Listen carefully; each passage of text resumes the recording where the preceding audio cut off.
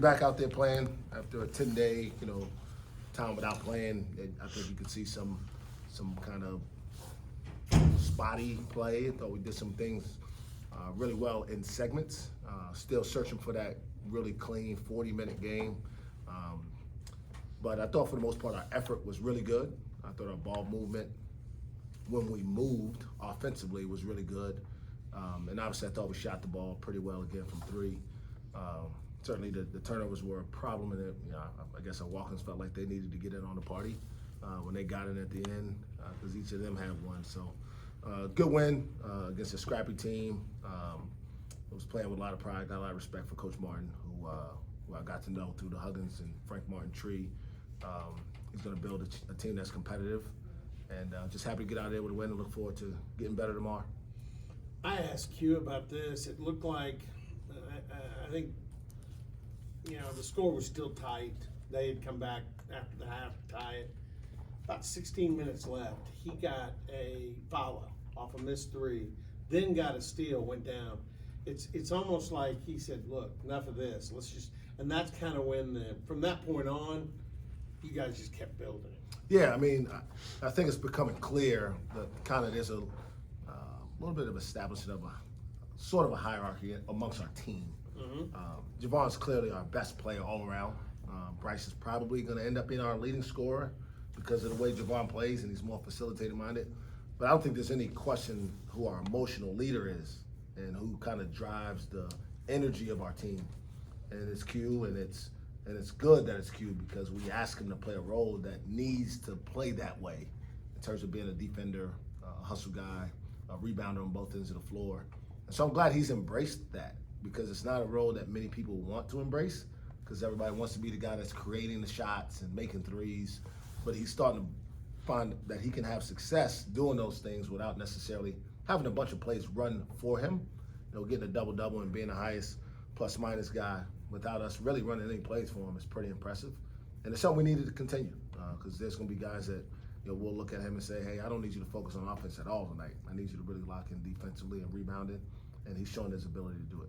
Yeah, another example on the steals, he was literally overplaying. I mean, he was like the proverbial Tasmanian devil or Energizer bunny, just all over. Yeah, his aggression was really, really the thing that kind of started the dominoes falling for us in the second half, and really bringing the energy to the rest of the guys. Obviously, we were able to get Daly a dunk in transition, and Garrison got one, but a lot of it started with him just setting the tone of, okay, we're going to show what we're capable of doing on the defensive end. And I don't know what the run was, but it was definitely sparked by him. Speaking of Brandon, I asked him if the game's slowing down. It really, early in the game, he was an effective player very early in the game, and it just looked smooth.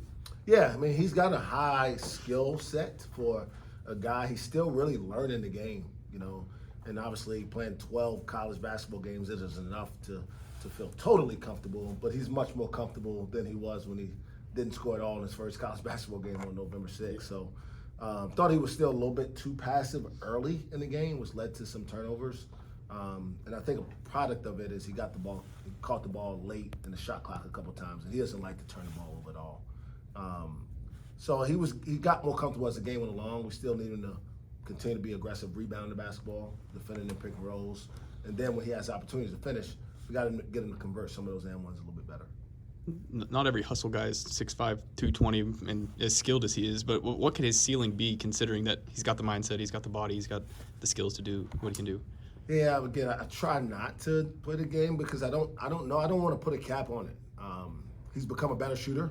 He's showing he's more confident, and he's not taking a ton of them, 2 a game, and usually he's making 1 of the 2, so shooting a pretty high percentage because he's being smart about the shots he's taking.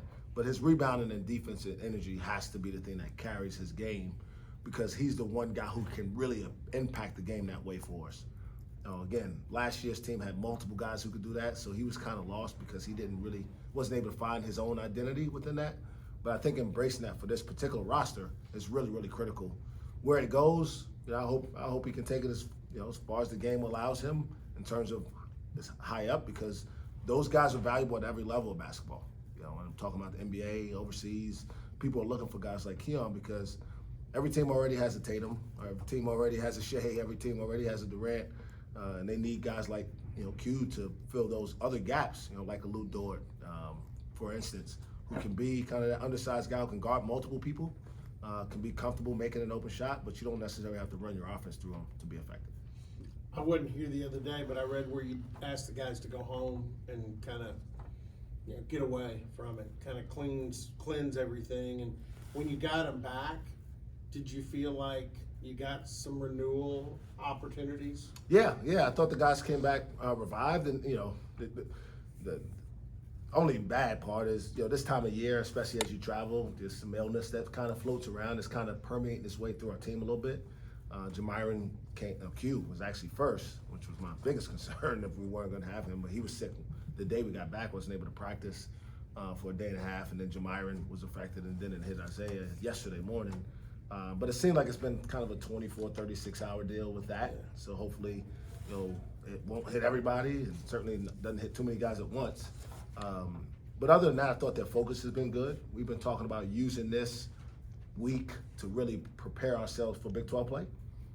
And I think some of that evidence is the way we played in terms of a depth standpoint. And that's what you'll see kind of moving forward. Through his first 5 games, Jarius was shooting 25% from 3, shooting 50% since. Were you ever worried that maybe the level's too big, maybe he's not going to bust out of this, but were you ever worried that was going to be the case with him? No, and part of the reason I wasn't because I seen him do it in practice against Q, against Bryce, against Javon. And sometimes it takes a while to adjust, not to your own teammates, but to how other teams may guard you at this level. And he's done a good job, and now he's understanding how to play off his shot fake better and how to find spaces where, Javon's coming up for ball screen and maybe helping on a roll on Brandon, how to move up the floor a little bit to get away from his defender. So he's a smart kid. He shot the ball well pretty much his whole life. And so it was never a concern. It was just a matter for me when it was going to happen. And I'm glad it's happening now because we really need that. John Michael got some run late in the second half, but you really just used 8 guys through most of the game. Did you like where the roster cut, and did you like how that was going? Yeah, I mean, I didn't think Brandon or Eric necessarily produced at a high level early. So when you kind of commit to playing that way, you kind of sit there with a little angst for a while. But again, I think the more we do it, the more comfortable everybody will get with it. And that'll be nothing but positive. But we need John Michael and Connor and Justin and Zay to be ready because, again, it's illness, injury, like who knows? And we lived through it last year. It hits you at the wrong time and guys aren't ready. It could really, really hurt you. With Keon and his ability to play above the rim, is that a learned kind of trait or is that something you see more natural with guys? Most of it is pretty natural, physical, God-given ability. Like you could really try to learn if you want it.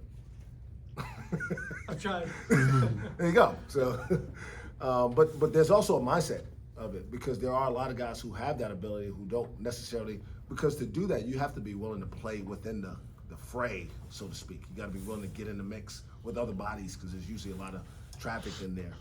So it's also a mindset of being okay with a lot of contact. Because with someone like the anticipation maybe required with the ball bouncing off the rim and stuff, there's no doubt. Is it something that just doing a lot of gets you better at that? Sure, but kind of to your point, I guess, is there is an intangible kind of knack for where the ball bounces, how it rebounds off the rim. That some guys have a better feel for it than others. Then I guess the more you do it, the more you allow yourself to buy into learning it, the better you'll get at it. And he's gotten really, really good at it. I think Daly's getting better.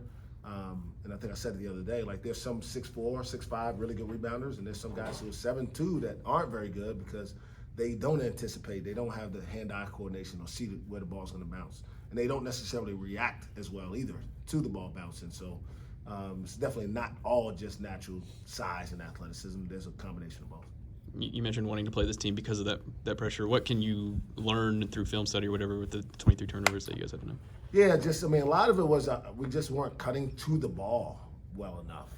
And I hope that bears out in the film because that's what I felt like I was seeing on the court. But a few times we just, Daly, who's played basketball, I think literally since he could stand up, dribbled into the deep corner, like in the corner in our front court, and then dribbled across half court and picked it up. Like, you rarely see that one time in a game for an intelligent player. but have it happen twice, obviously just kind of some rust and lack of awareness and not having been in a situation in a college game yet. So that'll give us some film to kind of rectify that. Luckily, at least from what I've seen so far, Chicago State plays a similar style, and it'll give us an opportunity to have some more reps at it. Anything else for Coach?